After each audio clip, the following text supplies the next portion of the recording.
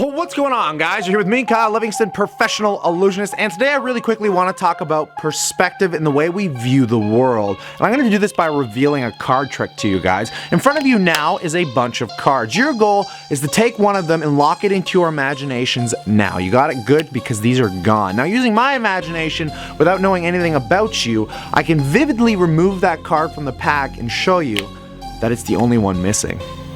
Alright guys, before I reveal to you how I did this trick, I really quickly want to talk about something I feel almost relates. Now, recently there's been a lot of messed up stuff going on in the world, and I find when this stuff happens, we end up taking very narrow viewpoints based on the information that we're given. And the only way I can explain this is that we have this external universe in front of us, and it sends us information into our senses, which in turn goes into our brain where we view the real world, because the only real world that exists is the one up here. But the problem is somewhere between this world, our senses, and the real world, it gets very skewed, and we end up becoming very opinionated and very narrow, just like this card trick. Now, I showed you a bunch of cards, and I asked you to think of one, and when I asked you to think of one, you narrowed your viewpoint on one rather than looking at them all, leaving out a lot of information. And then when I told you I would remove your card and then show them to you again, I actually removed them all. And if you go back and look, not one of those cards is actually the same.